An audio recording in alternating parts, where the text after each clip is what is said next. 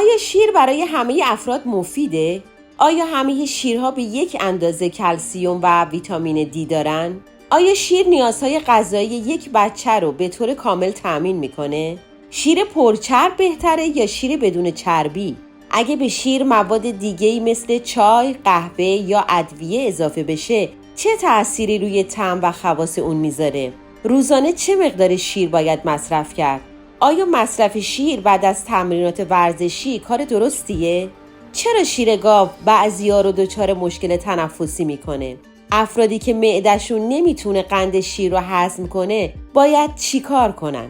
چرا بعضی از افراد با اینکه به شیر آلرژی دارن به لبنیات حساسیت نشون نمیدن؟ درسته که مصرف شیر موقع شب به کیفیت خواب کمک میکنه؟ آیا نوشیدن شیر واقعاً به افزایش قد کودکان کمک میکنه؟ چرا در بعضی از نقاط دنیا علاوه بر شیر سفید، شیر زرد و حتی صورتی هم دیده میشه؟ با وجود این همه ریسکای بهداشتی چرا بعضیا ترجیح میدن شیر خام مصرف کنن؟ آیا فراورده هایی که از تخمیر شیر به دست میان مثل ماست و کفیر بهتر از خود شیر هستن؟ راسته که خوردن شیر باعث تولید مخاط بیشتری توی بدن میشه یا این یک باور غلطه؟ شیر بز، گوسفند و شتر چه تفاوت‌هایی با شیر گاو داره؟ شیر گاو چه فرقی با شیرهای گیاهی مثل شیر بادام، شیر سویا و شیر جو داره؟ آیا شیر میتونه به عنوان یک درمان طبیعی برای بیماری‌های خاص استفاده بشه؟ آیا جوشاندن شیر روی خواص اون تأثیر میذاره؟ آیا شیر میتونه به عنوان جایگزین آب در نظر گرفته بشه؟ آیا مصرف شیر میتونه ریسک بعضی از بیماری‌های مزمن رو پایین بیاره؟ آیا مصرف شیر تو سنین بزرگسالی بازم ضروریه یا میشه چیز دیگه‌ای رو جایگزین کرد؟ آیا مصرف زیاد شیر باعث افزایش وزن میشه یا برعکس؟ مصرف شیر باعث کاهش وزن میشه. آیا شیرهای طعمداری مثل شیر شکلاتی یا شیر توت فرنگی شیرهای سالمی هستن؟ چطور میشه شیر رو مدت بیشتری تازه نگه داشت؟ آیا شیر میتونه آفتاب سوختگی رو سریعتر برطرف کنه؟ آیا استفاده از شیر میتونه روی رشد گیاهان تأثیر بذاره؟ درود دوستان، 20 سوال تاپ و شنیدنی درباره شیر دارم براتون که ممکنه بعضیای سوال خود شما هم باشه. حاضرین؟ آیا شیر برای همه افراد مفیده؟ جوابش منفیه. بعضی از افراد به قند و پروتئین شیر حساسیت دارن. اینه که با خوردن شیر دچار نفخ و مشکلات گوارشی میشن. آیا همه شیرها به یک اندازه کلسیم و ویتامین دی دارن یا شیرهای خاصی هم هستن که کلسیم و ویتامین دی بیشتری دارن؟ همه شیرها تقریباً کلسیم مشابهی دارن، ولی شیرهای غنی شده و بعضی از شیرهای گیاهی ویتامین دی بیشتری دارن. کافیه برچسب روی قوطی شیر رو چک کنیم. آیا شیر نیازهای غذایی بچه‌ها رو به طور کامل تامین میکنه؟ جواب منفیه. شیر گاو گرچه سرشار از مواد مغذی و ویتامین هاست، ولی هرگز برای رشد بچه کافی نیست. تنها دوره‌ای که شیر میتونه همه نیازهای یک بچه رو تامین کنه 6 ماه اول زندگیشه، اونم فقط با شیر مادر. شیر کامل یعنی شیر پرچرب بهتره یا شیر کمچرب و بدون چربی؟ انتخاب بین شیر کامل و شیر کمچرب بستگی به نیازها و ترجیحات شخصی ما داره. مثلا شیر کامل یا پرچرب به خاطر چربی و کالری بیشتر که داره برای بچه‌ها و ورزشکارها مناسب تره. از طرفی شیر کمچرب یا بدون چربی رو معمولاً افرادی استفاده میکنن که به دنبال کاهش وزن یا کنترل مقدار چربی مصرفیشون هستن. اما بهتره که تنوع داشته باشیم. اگه به شیر مواد دیگه‌ای مثل چای، قهوه یا ادویه اضافه بشه چه تأثیری روی طعم و خواص اون میذاره؟ گرچه اضافه کردن این مواد میتونه روی طعم و عطر شیر تأثیر بذاره، اما این تغییرات روی خواص اصلی شیر تأثیری نداره و در حالت کلی خواص اساسی شیر یعنی پروتئین، کلسیم، ویتامین ها و مواد معدنی حفظ میشن. روزانه چه مقدار شیر باید مصرف کنیم تا کلسیم بدن تأمین بشه؟ به طور کلی مقدار مصرف روزانه کلسیم برای بزرگسالان معمولاً بین 1000 تا 1200 میلی گرمه، در حالی که یک لیوان شیر تقریباً 300 میلی گرم کلسیم داره. بنابراین مصرف مقدار مناسبی از شیر و محصولات لبنی میتونه به تامین نیازهای روزانه کلسیم هر کدوم از ما کمک کنه. آیا مصرف شیر بعد از تمرینات ورزشی کار درستیه؟ بدون تردید. یعنی شیر میتونه به عنوان یک نوشیدنی ورزشی بعد از تمرین جایگزین بهتری برای نوشیدنی‌های انرژیزا باشه؟ البته که میتونه. نوشیدن شیر بعد از تمرینات ورزشی به مراتب میتونه بهتر از نوشیدنی‌های انرژیزا عمل کنه. عمده ترین دلایلش هم اینه که شیر ترکیب کاملی از هیدرات‌های کربن، پروتئین‌ها و چربی‌هایی رو داره که به راحتی میتونه نیازهای بدن رو بعد از تمرین برآورده کنه. مخصوصاً پروتئین کازئین که برای بازسازی و ترمیم عضلات واقعاً مفیده. دلیل ساده تر دیگه‌ای هم داره و اون اینه که برخلاف خیلی از نوشیدنی‌های تجاری، شیر معمولی نه شکر و نه هیچ رنگ و افزودنی دیگه‌ای به خودش نداره و مواد نگهدارنده‌ای هم بهش اضافه نشده. کاملاً طبیعیه، ضمن اینکه در دسترس‌تر و ارزون‌تر از انرژیزاهای تجاریه. چرا شیر گاو بعضی‌ها رو دچار مشکل تنفسی میکنه؟ مهمترین دلیلش اینه که این افراد به پروتئین‌های مخصوص شیر گاو یعنی کازئین و وی آلرژی دارن. این حالت خصوصا توی بچه‌ها بیشتر دیده میشه. البته یه دلیل دیگه هم وجود داره و اون اینه که بعضی‌ها قادر به هضم قند شیر یعنی لاکتوز نیستن. این مشکل میتونه باعث گاز معده، نفخ و حتی مشکل تنفسی بشه. دلیل سوم اینه که مواد شیمیایی و آنتیبیوتیک هایی که به گاوها داده میشه میتونه بعضی‌ها رو به راحتی دچار حساسیت کنه. افرادی که معده‌شون نمیتونه لاکتوز رو هضم کنه باید چیکار کنن؟ این افراد باید از شیر بدون لاکتوز استفاده کنن که هضمش راحت تره. معمولاً روی بطری‌های شیر عبارت لاکتوز فری نوشته شده که این کار رو راحت تر میکنه. البته انتخاب‌های دیگه‌ای هم برای افراد حساس وجود داره، مثل شیر بادام، شیر سویا و شیر برنج. چرا بعضی از افراد با اینکه به شیر حساسیت دارن اما به فرآورده‌های شیری حساسیت نشون نمیدن؟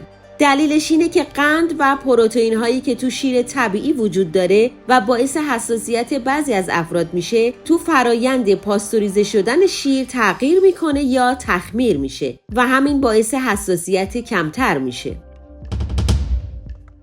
راسته که مصرف شیر قبل از خواب کمک میکنه که خواب بهتری داشته باشیم؟ بله، معمولاً شیر به عنوان یک نوشیدنی آرامبخش و مفید نوشیدنش قبل از خواب توصیه میشه. این به خاطر وجود ویتامین B و تریپتوفانی که در شیر وجود داره و به تولید ملاتونین که هورمون خوابه کمک میکنه. آیا نوشیدن شیر واقعاً به افزایش قد کودکان کمک میکنه؟ بله، قطعاً همینطوره. کلسیم، پروتئین و ویتامین دی شیر کمک زیادی به رشد استخوان‌ها میکنه و برای قد کشیدن بچه‌ها کاملاً مفیده. برای نمونه کشورهایی مثل هلند و دانمارک که مصرف شیرشون خیلی بالاست، معمولاً قد متوسط جمعیت اونها نسبتاً بلندتره. نتیجه میگیریم که بین مصرف شیر و افزایش قد ارتباط منطقی وجود داره. چرا در بعضی از نقاط دنیا علاوه بر شیر سفید، شیر زرد و حتی صورتی هم دیده میشه؟ گرچه رنگ اصلی شیر سفیده، اما شیر زرد و حتی صورتی هم وجود داره. علت این تنوع رنگ خیلی جالبه. مثلا اگر دامها با علوفه تغذیه بشن که سرشار از بتاکاروتن باشه، شیرشون زرد رنگ میشه که خیلی هم خوبه، چون بتاکاروتن توی بدن به ویتامین آ تبدیل میشه و همچنین رنگ صورتی هم که میتونه به خاطر تغذیه گاوها با گیاهانی مثل چغندر باشه که بتانین دارن. بتانین رنگدانه قرمزه که با خاصیت آنتی اکسیدانی هست که از سلولها مراقبت میکنه. این رنگدانه ها میتونن به شیر منتقل بشن و شیر صورتی تحویل بدن. ولی گاهی رنگ صورتی شیر اصلاً علامت خوبی نیست، چون ممکنه به خاطر وجود خون یا باکتری هایی باشه که رنگدانه های خاصی تولید میکنن. گرچه تغذیه دام با گیاهان خاص هم میتونه منجر به تغییر رنگ شیر به صورتی بشه، ولی خوردن شیر صورتی به ریسکش نمیارزه، مگر اینکه از نظر بهداشتی تایید شده باشه. آیا شیر خام برای مصرف سالم‌تره یا شیر پاستوریزه؟ گرچه شیر خام طعم و کیفیت بی‌نظیری داره و آنزیم‌ها و ویتامین‌های با ارزش‌تری داره، که حین پاستوریزه شدن از دست میرن، ولی مصرفش برای افرادی که سیستم ایمنی ضعیفی دارن یعنی کودکان، زنان باردار و سالمندان اصلاً توصیه نمیشه و شیر پاستوریزه قابل اعتماد تره، چون باکتری های خطرناک و میکروب هایی که باعث عفونت ها و بیماری های جدی میشن رو از بین برده. پس چرا با وجود این همه ریسک های بهداشتی بعضیا ترجیح میدن شیر خام مصرف کنن؟ اگه بعضیا این همه ریسک رو به جون میخرن به خاطر طعم بهتریه که داره و همچنین به خاطر آنزیم ها و ویتامین های حفظ شده شه. اینه که اونو به یک شیر پاستوریزه ترجیح میدن. با این حال مصرف شیر خام جداً ریسکیه، چون ممکنه باکتری های مضری داشته باشه که بیماریزا هستن و میتونن به راحتی زندگی ما رو تهدید کنن. آیا فرآوردهایی که از تخمیر شیر به دست میان مثل ماست و کفیر بهتر از خود شیر هستن؟ فرآورده‌های تخمیری شیر مثل ماست و کفیر چند تا ویژگی دارن که اونا رو خواستنی تر از شیر میکنه. از جمله این که هضمشون آسون تره، چون لاکتوز کمتری دارن و مهمتر از اون به خاطر داشتن پروبیوتیک ها به سلامت روده و سیستم ایمنی بدن خیلی کمک میکنن. ضمن این که همچنان پروتئین، کلسیم و ویتامین های شیر رو هم دارن. بنابراین ماست و کفیر میتونن گزینه های بهتری نسبت به شیر باشن، به خصوص برای افرادی که مشکلات گوارشی دارن یا مایلن پروبیوتیک ها رو به غذاشون اضافه کنن. شاید بپرسین پروبیوتیک ها چیا هستن؟ پروبیوتیک ها موجودات میکروسکوپی زنده‌ای هستن که مصرف اونها به مقدار کافی برای سلامت روده و تقویت سیستم ایمنی بدن عالیه. این باکتری های مفید معمولاً تو غذاهای تخمیری مثل ماست، کفیر و کلم ترش پیدا میشن. راسته که خوردن شیر باعث تولید مخاط بیشتری توی بدن میشه یا این یک باور غلطه؟ در واقع هیچ ارتباط منطقی بین مصرف شیر و افزایش تولید مخاط توی بدن وجود نداره و این یک باور غلطه.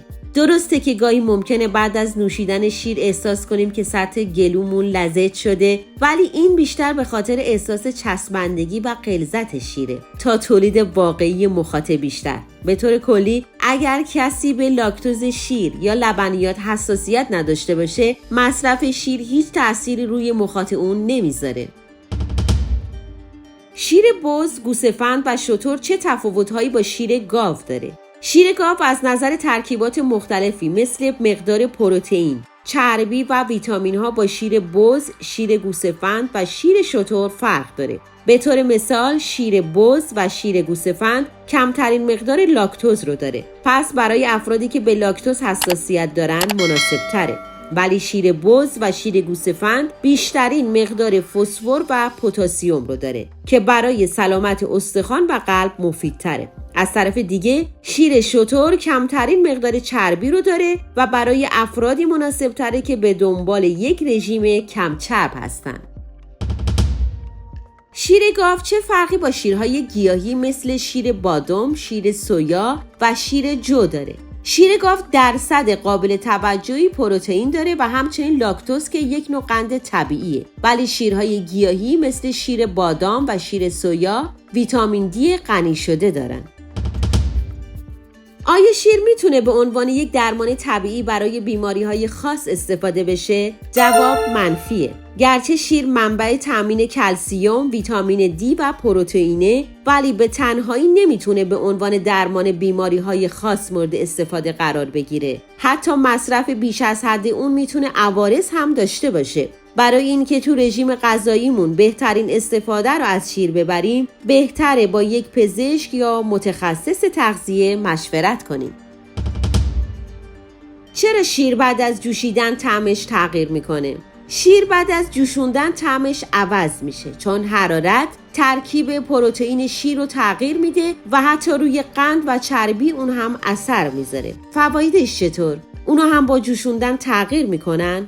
بدون تردید، چون حرارت باعث از دست رفتن ویتامین های حساسی مثل ویتامین C و بعضی از ویتامین های گروه B میشه، ولی معمولاً کلسیم و پروتئین ها دست نخورده باقی میمونن.